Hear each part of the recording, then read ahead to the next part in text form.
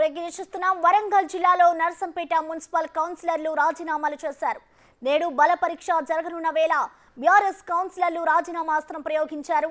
BRS chairperson పై అవిశ్వాసానికి తగిన సంఖ్యాబలం లేకపోవడంతో వ్యూహం మార్చారు.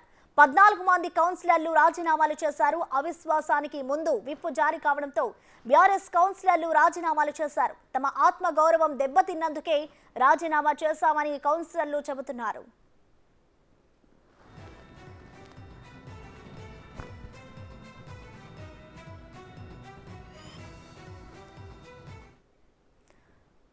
ఇక మున్సిపల్ కౌన్సిలర్ల రాజీనామాలకి సంబంధించిన కంప్లీట్ డీటెయిల్స్ ని వరంగల్ నుంచి మా ప్రతినిధి వేణు లైవ్ ద్వారా అందిస్తారు. వేణు. ప్రసన్న, కొద్దిసేపటి క్రితమే నర్సంపేట మున్సిపాలిటీకి సంబంధించినటువంటి 14 మంది బీఆర్ఎస్ కౌన్సిలర్లు పార్టీకి రాజీనామా చేస్తున్నామంటూ ప్రకటించారు. దాంతో పాటుగా స్థానికంగా ఉన్నటువంటి బీఆర్ఎస్ నేత మాజీ శాసనసభ్యులు పెద్ది సుదర్శన్ రెడ్డికి తమ రాజీనామా కారణాలను తెలుపుతూ రాజీనామా అంశాన్ని లేఖ రూపంలో కూడా తనకైతే పంపించడం జరిగింది. అయితే గత కొద్ది నెలల నుంచి కూడా ఇటు నర్సంపేట మున్సిపల్ చైర్పర్సన్ పై అవినీతి ఆరోపణలతో పాటు తమను అసలే పట్టించుకోవట్లేదు, తన ఒంటెద్దు పోకడలతో గౌరవం లేకుండా పోతుందంటూ కూడా మొత్తంగా 18 మంది బీఆర్ఎస్ కౌన్సిలర్లు ఉన్నారు కూడా ఆ యొక్క చైర్పర్సన్ నిలదీస్తూనే తనను దింపాలి, తన కూడా ఎన్నో రోజుల నుంచి కూడా అటు ఎమ్మెల్యేను గతంలో ఉన్నటువంటి ఎమ్మెల్యేగా ఉన్నటువంటి పెన్షన్ ఆశ్రయించారు. అయితే తను సర్ది చెప్పే ప్రయత్నం చేసి తన పద్ధతి మార్చుకోవాలంటూ చైర్పర్సన్ కు నచ్చ చెప్పే ప్రయత్నం చేస్తారు. అయినా కూడా తీరు మారకపోవడంతో ఎప్పుడైతే కాంగ్రెస్ ప్రభుత్వం ఏర్పాటైందో అవిశ్వాస తీర్మానానికి ముందుకు రావడం జరిగింది. ఈ జనవరి 2వ తేదీన వరంగల్ జిల్లా కలెక్టర్ కు అవిశ్వాస తీర్మానాన్ని జప్తు చేస్తూ కూడా అవిశ్వాస బల పరీక్ష జరపాలంటూ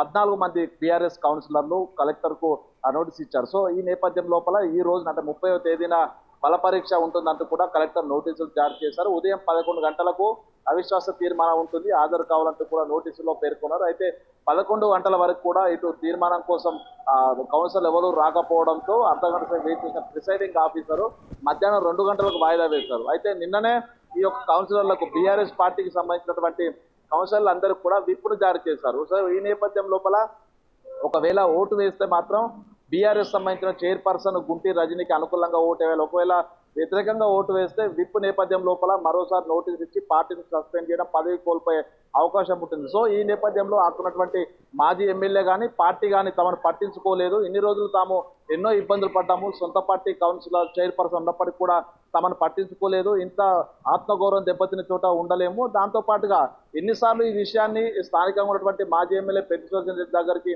తీసుకెళ్ళినప్పుడు కూడా ఆయన కూడా అసలు కౌన్సిలర్లను సమన్వయం చేయడంలో విఫలమయ్యారు. ఈ నేపథ్యంలోనే రాజీనామాలు తప్ప మాకు వేరే అవకాశం లేదంటూ కూడా కొద్దిసేపటి క్రితమే 14 మంది కౌన్సిలర్లు అంటే 18 మంది బీఆర్ఎస్ కౌన్సిలర్ల లోపల 4 అంటే అధ్యక్షుల చైర్పర్సన్ తో పాటు మిగతా 3 మొత్తం 4 ఓ వర్గం ఉండగా మిగతా 14 మంది బీఆర్ఎస్ కౌన్సిలర్లు అయితే మరో వర్గంగా చీలిపోయారు. వారంతా కూడా పార్టీకి రాజీనామా చేసినట్టు ప్రకటించారు. ఇక కొద్దిసేపటి క్రితమే ప్రిసైడింగ్ ఆఫీసర్ కూడా ఈ యొక్క అవిశ్వాస తీర్మానం వీగిపోయిందంటూ కూడా ప్రకటించారు. ఇక ఈ నేపథ్యం లోపల తమ ఇబ్బందులు పెట్టిన చైర్పర్సన్ ఉండనీయమంటూ కూడా వారందరూ రేపు సొంత ఈ యొక్క కౌన్సిలర్ల పదవికి కూడా రాజీనామా చేయడానికి నిశ్చయించుకున్నారు. రేపు జిల్లా కలెక్టర్ కార్యాలయానికి వచ్చి 14 మంది తమ కౌన్సిలర్ పదవులకు కూడా రాజీనామా చేసే యోచనలో ఉన్నారు. మొత్తానికి ఈ యొక్క వ్యవహారంతో మూకుమ్మడిగా ఎక్కడా లేని విధంగా 14 మంది బీఆర్ఎస్ కౌన్సిలర్లు ఈ విధంగా రాజీనామాలు పార్టీకి చేయడం, దాంతో పాటుగా తమ పదవులకు కూడా రాజీనామా చేయడానికి సిద్ధమవడం కూడా కొంత ఒక హాట్ టాపిక్ గా అయితే మారింది. మొత్తానికి ఈ వ్యవహారంపై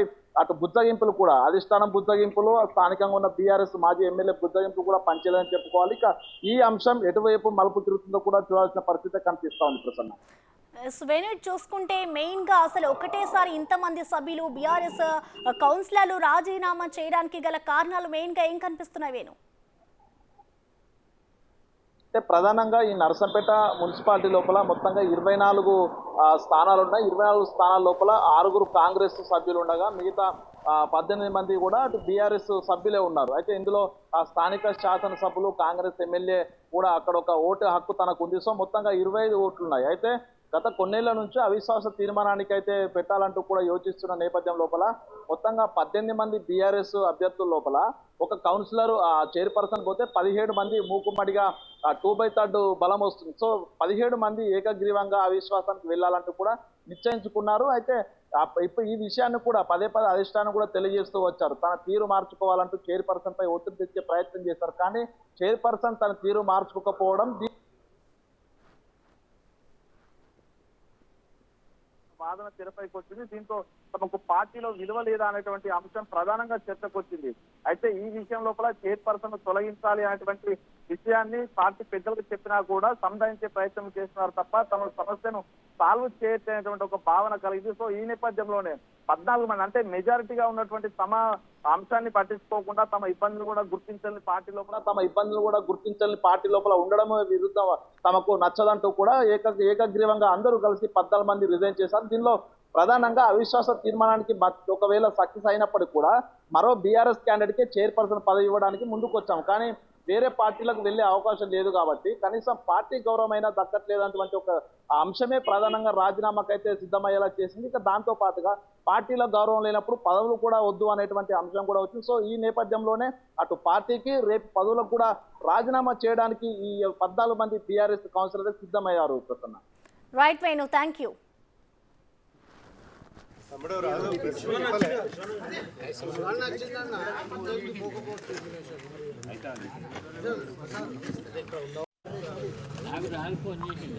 రాజన్న